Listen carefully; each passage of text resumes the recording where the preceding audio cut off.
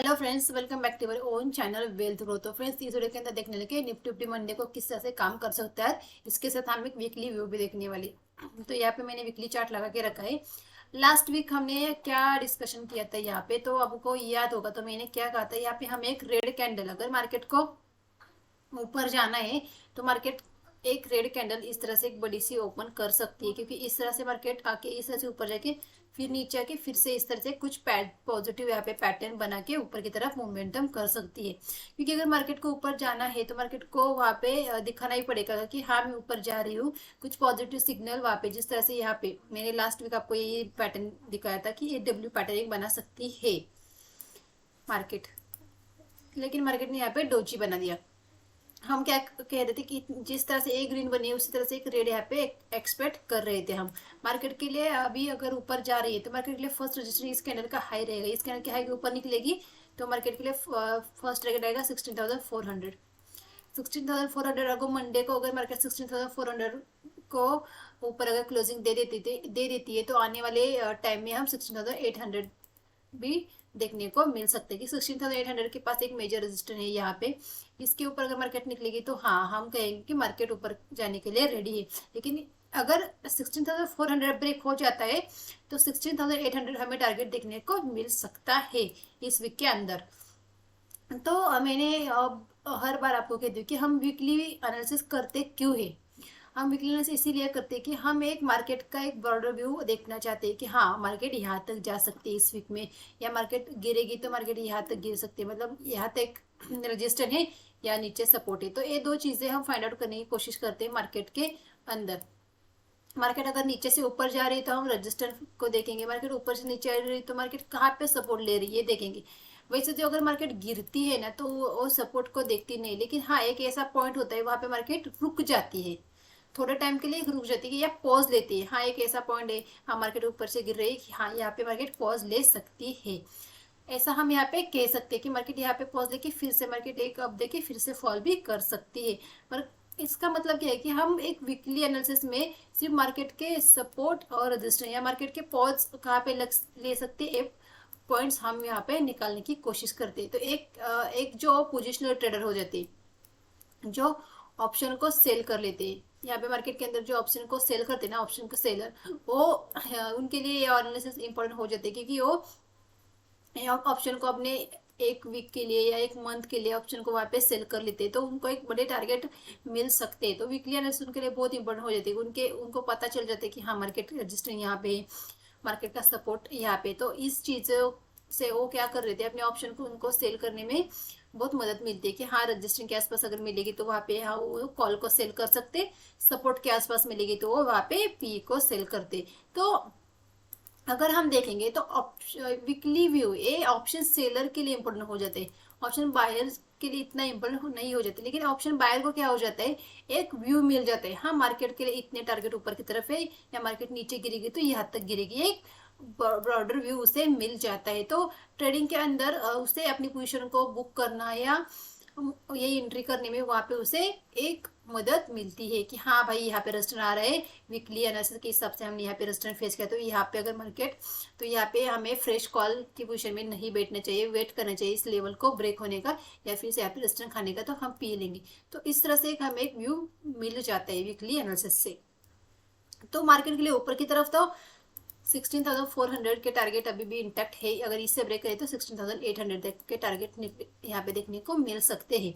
अगर नीचे की तरफ बात करें तो हमने इससे पहले भी कहा कि मार्केट अगर इसके नीचे अगर आ जाती है, इस कैंडल के नीचे अगर आ जाती है, तो अगर इस कैंडल को अगर हम देखेंगे तो यहाँ पे तो इसके नीचे 16,753 15,750 के नीचे मार्केट जाएगी तभी मार्केट में एक बहुत बड़ा सेल ऑफ हमें देखने को मिल सकता है। फिर हमें यहाँ से यहाँ तक एक बड़ी सी कैंडल भी देखने को मिल सकती है, रेड कैंडल। तो इस वीक में हम एक मार्केट डिसाइड करेंगे कि मार्केट को ऊपर, अगर मार्केट को ऊपर की तरफ निकलेगी तो हम इस तरह से एक पैटर्न को देखने की कोशिश करेंगे, या मार्केट इस नीचे आएगी तो फिर ये इस तरह से एम पैटर्न भी अगर हम देखेंगे इस तरह से ऊपर गई, नीचे आई, फिर से ऊपर जाएगी तो ये डब्ल्यू हो जाएगा। अगर हम यहाँ पे देखेंगे तो इस तरह से ऊपर गई, फिर नीचे आई, फिर ऊपर जाके फिर से नीचे आएगी, तो ये एम पैटर्न भी हो सकता है। मतलब मार्केट के लिए ये बहुत बड़ा एक रजिस्टर है कि अगर मार्केट इससे ऊपर निकलेगी, अगर इस पॉइंट को अगर हम देखते हैं यहाँ पे, तो 16,277 से लेकर 16,264, मतलब ये 50 पॉइंट की रेंज हम यहाँ पे देखेंगे। तो इस तरह की हाई के ऊपर अगर मार्केट ऊपर की तरफ निकलती है, तो यहाँ पे कोई सेलर यहाँ पे पुट को सेल कर सकता है ऊपर की तरफ 16,400 टारगेट के लिए या 16,800 टारगेट के लिए, तो उसे अच्छा प्रॉफिट यहाँ पे मिल सकता है।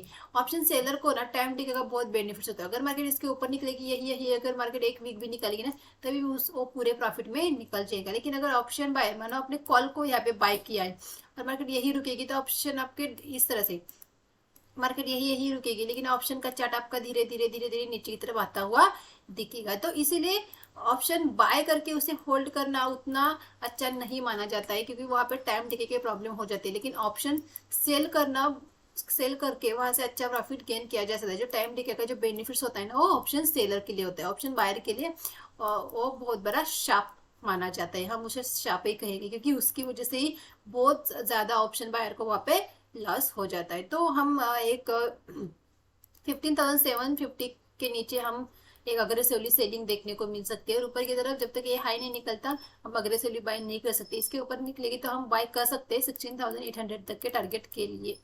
तो ये हमारे एक रजिस्टेंस, एक सपोर्ट हमें वीकली एनालिसिस से मिल गया। तो चलो देखते हैं कि 5 मिनट के चार्ट पे हमें मंडे को किस तरह से यहाँ पे काम करना है। यहाँ पे हम 5 मिनट का चार्ट लगाते हैं। तो यहाँ पे 5 मिनट का मैंने चार्ट लगा के रखा है। तो यहाँ पे अगर हम देखेंगे तो इस चार्ट के लिए, इसके लिए मैंने एनालिसिस नहीं किया था मैंने, क्योंकि फ्राइडे को मुझे नहीं लग रहा था कि मार्केट इतना मोमेंटम करेगी। तो क्योंकि मार्केट ने 2 दिन एक बहुत शार्पली सेलिंग का प्रेशर हमें देखने को मिला था। एक ट्रेंडी मार्केट अगर कहेंगे तो देखने को मिली थी। तो ये 3 दिन मार्केट अगर ट्रेंडी रहेगी, तो एक दिन मार्केट ऐसे ऐसे लोगों को या फिर रिटेल ट्रेडर को फंसा के वहां पे पूरा प्रॉफिट लेके जाएगी। इतनी आसानी से रिटेल ट्रेडर को प्रॉफिट वो डाइजेस्ट नहीं करने देती है मार्केट। इसी वजह से बहुत सारे रिटेल ट्रेडर क्या हो जाते हैं ना, प्रॉफिट में नहीं आ जाते। उन्हें उनके मार्केट की साइकोलॉजी समझ में नहीं थी। उन्हें पता, हाँ, एक दिन प्रॉफिट हुआ, 2 दिन प्रॉफिट हुआ, 3 दिन अगर मार्केट अच्छे से प्रॉफिट दे रही है, तो एक दिन मार्केट उनको जरूर फंसाएगी। अगर मानो यहाँ पे किसी ने सेल किया होगा और वो बैठा होगा, मार्केट नीचे जाएगी नीचे जाएगी, मार्केट ने एक तेजी से अप मूवमेंट दिया, जो पूरा वहां पे जो प्रॉफिट था वो पूरा लेके गया। तो मार्केट यही करती है। इसीलिए मार्केट के अंदर हमेशा हमेशा अपने एसएल के ऊपर, अपने टारगेट के ऊपर, हमेशा एंट्री के ऊपर एंटर रहना चाहिए। ये नहीं कि आज मार्केट जैसे यहाँ पे जैसे कुछ लोगों ने यहाँ पे प्रॉफिट किया, बुक किया था, हमने यहाँ पे एक बार प्रॉफिट को बुक किया था, फिर इससे ब्रेक किया फिर लिया। तो कुछ लोगों ने यहाँ से नहीं लिया, क्योंकि उन्हें नहीं लग रहा था यहाँ पे इतना बड़ा फॉल आएगा। तो फिर अगले दिन उन्होंने यहाँ पे लिया, फिर यहाँ पे अगले दिन उन्होंने यहाँ पे लेने की कोशिश की, तो मार्केट ने ऊपर की तरफ। तो मार्केट क्या करती है, आपको दिक्कत है नहीं, मैं तो यही कर रही हूँ, मैं कल पैटर्न को फॉलो किया, मैंने आज को पैटर्न को फॉलो किया, लेकिन तीसरे दिन मार्केट ने आपको घुमा दिया। सो मार्केट के अंदर अग्रेसिवली किया, बायस होके बिल्कुल भी काम नहीं करना है। टारगेट पे अपने इंटेक्ट रहना है, अपने ईएसएल के ऊपर वहां पे इंटेक्ट रहना है। तो एक्सपायरी के दिन हमने क्या कहा था कि मार्केट अगर इस यहाँ पे इस स्विंग के ऊपर निकलेगी, तो हमें एक मोमेंटम मिल सकता है 16,100 तक का। मार्केट ने यहाँ तक मोमेंट, यहाँ पे रेजिस्टेंस खाई मार्केट ने इस लेवल के आसपास, तो ये 60 पॉइंट हमें एक तुरंत की तुरंत मिल गई। फिर हमने यहाँ पे पी लेने की बिल्कुल भी नहीं कहा था। क्यों नहीं कहा था, इससे मैं एक्सप्लेन कर लेती हूँ। क्योंकि मार्केट ऊपर गई, यहाँ मार्केट के लिए सपोर्ट बना, कोई बात नहीं, मार्केट ने इसे ब्रेक किया, ये हमें चार्ट बना है इसलिए हम कह रहे हैं, लेकिन मार्केट यही सपोर्ट ले जा रही, तो इसलिए हमें मार्केट ने ये किया, इसीलिए हम नहीं करेंगे। हाँ, यहाँ पे एक सपोर्ट है, यहाँ पे एक सपोर्ट है, देख सकते हैं। यहाँ पर अगर किसी ने लिया होगा, पुट क्वेश्चन में आ गया होता, मार्केट ने यही यही यही पे उसके डिके टाइम को वहां पे डिके करके प्रीमियम को 0 कर दिया होगा। क्यों? क्योंकि एक्सपायरी का दिन था। एक्सपायरी के दिन में इतने जल्दी से टाइम डिके हो जाते हैं ना। अगर आपने मानो यहाँ पे भी लेके गया तो मार्केट आपके डायरेक्शन में भी आई होगी, फिर भी आप प्रॉफिट में नहीं आए होंगे। सो इसीलिए कभी भी बायस नहीं होना है कि चलो चलो ये बड़ी बड़ी कैंडल देख के तुरंत वहां पे घुस जाने। मार्केट धीरे धीरे धीरे धीरे धीरे गिरी जा रही थी, इसीलिए प्रॉफिट वहां पे नहीं हो रहा था। निफ्टी में अगर निफ्टी को देखेंगे तो निफ्टी में एटलीस्ट मूवमेंट आ तो रहा था, लेकिन अगर बैंक निफ्टी का चार्ट देखोगे तो इस तरह से आ रहा था। तो बैंक निफ्टी में अगर किसी ने पुट को भी लिया होगा, मार्केट गिर भी रही थी, फिर भी वो प्रॉफिट में नहीं आ रहा था। सो एक्सपायरी के दिन ऐसा हो जाता है। अब बहुत सारे लोग आउट ऑफ मनी में काम करते तो भाई वो कभी भी प्रॉफिट में आते ही नहीं है, दिन भर बैठे रहते बैठे रहते बैठे रहते। एक कैंडल है ये प्रॉफिट है, दूसरी कैंडल है ये प्रॉफिट लेगी, फिर एक कैंडल है ये प्रॉफिट है, फिर दूसरी कैंडल है ये प्रॉफिट लेगी। सो बस दिन भर यही चलता रहता है, profit loss profit loss.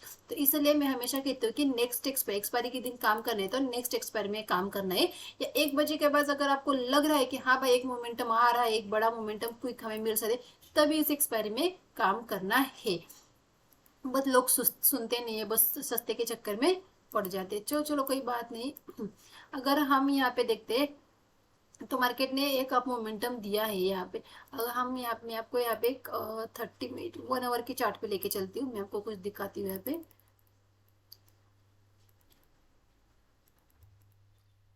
1 our के चार्ट पे अगर हम यहाँ पे देखेंगे तो मार्केट में अंदर यहाँ पे अगर हम ट्रेंड लाइन को एक ड्रॉ कर लेते हैं, तो यहाँ से ये 3 पॉइंट यहाँ पे मार्केट के कनेक्ट हो रहे हैं। देखिए मार्केट इस ट्रेंड लाइन के आसपास आ रही थी, आ गई, बाउंस होकर ऊपर गई, फिर इस ट्रेंड लाइन के आसपास है, फिर ऊपर गई, फिर इस ट्रेंड लाइन के आसपास आई है मार्केट, और मार्केट यहीं पे है। अगर फिर से इस ट्रेंड लाइन के आसपास आ जाती है तो हम यहाँ पे एक कॉल की पोजीशन लेना चाहेंगे, फिर इस तरह से एक पैटर्न भी हो सकते हैं। इससे ब्रेक करेगी तो तुरंत की तुरंत हम पी की पोजीशन भी आ जा सकते हैं। तो तुरंत की तुरंत हम पी की पोजीशन भी ले सकते हैं। अगर हम इस पॉइंट को अगर देखेंगे तो 15,923, तो ए पॉइंट शिफ्ट भी हो सकता है इस तरह से। अगर मार्केट मानो अगर हम इसे थोड़ा सा ऊपर लेके जाएंगे, हाँ इसे थोड़ा सा हम नीचे ड्रॉ करेंगे। अगर मानो यहाँ पे मार्केट यहाँ पे खुली, मार्केट धीरे धीरे धीरे धीरे इस तरह से इस पॉइंट तक आएगी तो यहाँ पे 16,000 आ जाएगा। मार्केट इस तरह से तुरंत आएगी तो यहाँ पे अलग पॉइंट आ जाएगा। अगर हम यहाँ पे देखेंगे तो यहाँ पे 15,943 है, यहाँ पे 16,011 है। तो मार्केट कहीं कहाँ से आ रही है? मार्केट तुरंत ही आ रही है या मार्केट धीरे धीरे धीरे धीरे धीरे करके आ रही है? तो ए भी देखना बहुत जरूरी है। तो आप क्या करना है, आपको इस ट्रेंड लाइन को इस तरह से आपके चार्ट के ऊपर ड्रॉ करना है। अगर हमें देखो 15,920 के आसपास एक बार मार्केट अगर तुरंत आ जाती है तो डेफिनेटली वहां पे हम एक कॉल लेने की कोशिश करेंगे, क्योंकि यहाँ पे एक बार सपोर्ट ले, दूसरी बार सपोर्ट ले, तीसरी बार सपोर्ट ले। अगर सपोर्ट लेगी तो अच्छा खासा मोमेंटम देगी, अगर यहाँ से गिरेगी तो फिर भी हमें तो यहाँ से गिरेगी फिर भी हमें एक ओपन मोमेंटम मिल सकता है। सो इस लाइन के आसपास हम क्या करेंगे, ऊपर की यहाँ पे सपोर्ट लेती है, कोई ग्रीन कलर दिखेगी तो डेफिनेटली यहाँ पे कॉल लेंगे। इसे ब्रेक करेगी तो 5 मिनट की कैंडल इसके नीचे से, या हम 50 मिनट की कैंडल को इसके नीचे क्लोज होने देंगे तभी हम पी के पोजीशन में जाएगी। तो ऐसा होगा कि हमने यहाँ पे पी के पोजीशन ली, मार्केट नीचे आई लेकिन मार्केट ने क्लोजिंग ऊपर दी 50 मिनट कैंडल की, सो वीक बाहर निकाला। सो ऐसा भी हो सकता है। तो सेफली ट्रेड करें तो यहाँ पे 50 मिनट कैंडल की क्लोजिंग होने देना, उसके बाद वहाँ पे ट्रेड हम ले सकते हैं। तो ये ट्रेड लाइन वहाँ पे ड्रॉ करके रखना। चलो 5 मिनट के चार्ट पे चलते हैं फिर से हम। तो ये हमारा 5 मिनट का चार्ट ओपन हुआ, तो ये ट्रेंड लाइन यहाँ पे कहीं पे आ रही है 15,914-20 के आसपास से। मार्केट फ्लैट ओपन हो जाती है, मार्केट फ्लैट ओपन से नीचे आती है तो ऐसे आने देना है 16,000 के आसपास। जब तक 16,000 नहीं ब्रेक हो जाता है, यहाँ पे 16,000 के आसपास आ जाती है, हम कॉल की पोजीशन लेना यहाँ पे देखेंगे, क्योंकि यहाँ पे कॉल के अपोजिट ढूंढने की कोशिश करेंगे। यहाँ पे देख सकते हैं, यहाँ पे कॉल के अपोजिट ढूंढने की कोशिश करेंगे। इस स्विंग के आसपास हमारा इस रहेगा। अगर हम इस स्विंग को देखते हैं तो यहाँ पे 16,086, यहाँ पे हम कॉल की पोजीशन लेंगे। हाँ यहाँ पे 16,015, मैं आपको यहाँ पे अगर हम देखेंगे इसे 15,980 का हम एसएल रखेंगे। 16,000 के आसपास हमें कॉल की पोजीशन देखिए, 20 पॉइंट का हमारा एसएल होगा। एसएल हिट हो जाता है तो तुरंत की तुरंत हम कॉल की पोजीशन से निकल सकते हैं। फिर पी की पोजीशन में लेना थोड़ी दिक्कत है, फिर क्योंकि क्या ये मार्केट ने बहुत सारे सपोर्ट यहाँ पे क्रिएट करके रखे, मार्केट कहीं से ऊपर जा सकती है पता नहीं। तो फिर क्या करना है, जो रिस्की ट्रेड है वो यहाँ पे ले सकता है, 16,000 ब्रेक होते ही वो पी की पोजीशन भी ले सकता है, फिर इस ट्रेंड लाइन तक के टारगेट उसके रहेंगे। लेकिन अगर किसी ने यहाँ पे उसका ऐसे हिट हो गया तो फिर वेट करना है मार्केट को इस लेवल के आसपास आने, फिर मार्केट इस लेवल के आसपास अगर मिलेगा तो डेफिनेटली यहाँ पे हम एक सी की पोजीशन ट्राई करेंगे। तो ए यहाँ पे एक सी की पोजीशन हमारी बनेगी, यहाँ पे एक सी की पोजीशन हमारी बनेगी। मार्केट फ्लैट ओपन हो जाती है, नीचे आ जाती है, इस लेवल के आसपास मिलेगी, कॉल की पोजीशन लेंगे, इसे ब्रेक करेगी तो जो रिस्की ट्रेडर है वो पी की पोजीशन ले सकता है, पी 16,000 ही उसका ऐसे रहेगा। तो फिर 100 पॉइंट का मोमेंटम उसे मिल सकता है, जब स्ट्रिक्टली एसएल के ऊपर रहना बहुत जरूरी होगा। तो ये हमारी इस तरह से एक पोजीशन हो सकती है फ्लैट ओपनिंग। फ्लैट ओपन होती है ऊपर चलती है 16,070 के ऊपर निकलेगी मार्केट, तुरंत हमें कॉल की पोजीशन लेंगे, 16,160 तक के टारगेट हमें देखने को मिल सकते हैं। तो ये हो गई हमारी फ्लैट ओपन होके ऊपर जाने की, फ्लैट ओपन होके नीचे जाने की। मार्केट मानो गैप डाउन खुल जाती है, मार्केट गैप डाउन खुल जाती है 16,000 के आसपास मिल जाती है, तो डेफिनेटली 16,000 के आसपास हम कॉल की पोजीशन लेना पसंद करेंगे। अगर मार्केट इसके नीचे नीचे खुलेगी तो फिर जैसे रेड कैंडल बनेगी 16,000 से, अगर यहाँ से 16,000 के आसपास ओपन होकर रेड कैंडल, तो उसी रेड कैंडल की हाई का ऐसे लाके एक की पोजीशन में ट्राई कर सकते हैं, यहाँ तक तुरंत मार्केट आपको एक मोमेंटम दे सकती है। फिर यहाँ के आसपास अपनी पोजीशन को बुक करना, यहाँ पे अगर आपने यहाँ पे पी लिया है तो यहाँ पे एक बार अपने पोजीशन को बुक करना, क्योंकि यहाँ पे एक सपोर्ट मार्केट के लिए आ रहा है। अगर आपको न्यू कॉल की पोजीशन लेना चाहते हैं तो वहां पे एक न्यू कॉल की पोजीशन भी आप ट्राई कर सकते हैं।